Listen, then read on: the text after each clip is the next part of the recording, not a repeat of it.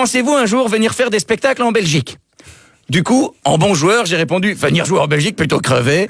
Et 30 minutes plus tard, elle m'a répondu, désolé, je me suis trompé. Je pensais que vous étiez Pierre-Emmanuel Barré.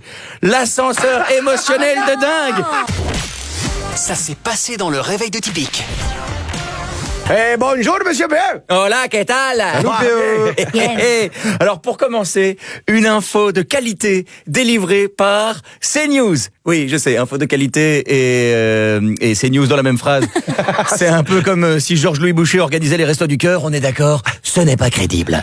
Mais donc, CNews titrait, je cite, et je n'invente rien, à 46 ans, Laetitia Hallyday a réalisé son rêve d'ado, à savoir prendre le métro. Merci CNews, mais quelle info capitale! Clairement, le monde devait savoir. Moi, depuis que j'ai pris connaissance de cette information, je ne vous le cache pas, je dors nettement mieux. J'hésite presque à arrêter le cannabis. Je plaisante, faut pas déconner non plus. Si j'arrive à supporter l'info au continu, c'est uniquement grâce à la bœuf. Parce qu'actuellement, dans l'info, soit c'est super trash, soit c'est super con. Et là, pour le coup, nous sommes sur une masterclass de conneries. Laetitia Hallyday a pris le métro. Youpi!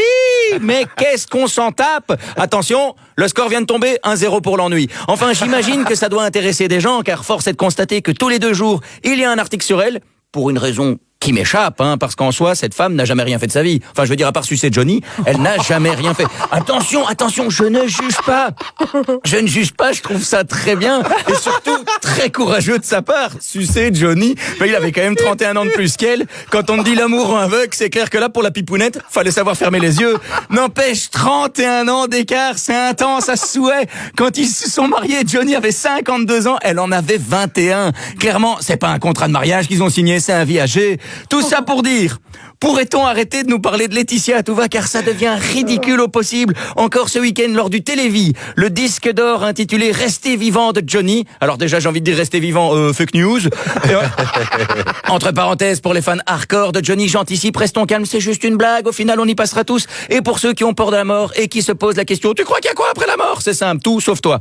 Mais bref, le disque d'or Restez vivant a été adjugé à plus de 250 000 €. Suite à ça, RTL a contacté Laetitia Hallyday. C'est sérieux, mais pourquoi faire? Pour la féliciter d'avoir fait un don au Télévis? Nenni, juste pour savoir ce que ça lui faisait d'apprendre que le disque d'or avait été adjugé à ce prix-là. Boring.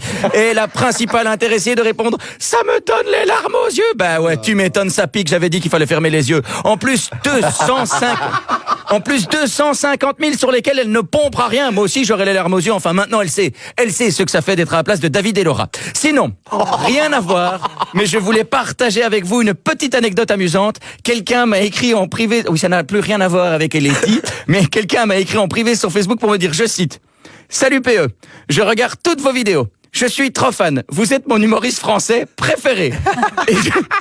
Oui, moi aussi j'ai bugué là, mais tant pis. Et elle rajoute, et je me demandais, pensez-vous un jour venir faire des spectacles en Belgique ? Du coup, en bon joueur, j'ai répondu, venir jouer en Belgique plutôt crever. Et 30 minutes plus tard, elle m'a répondu, désolé, je me suis trompé. Je pensais que vous étiez Pierre-Emmanuel Barré. L'ascenseur émotionnel de dingue. Pendant 30 minutes, j'étais son humoriste préféré. Certes français, mais préféré quand même. Et puis au final, elle ne savait pas du tout qui j'étais. Je savais pas quoi répondre. Du coup, je lui ai envoyé l'article de CNews en disant, et vous, c'était quoi votre rêve d'ado? Elle m'a bloqué. Alors, elle est pas belle la vie? Elle est très belle.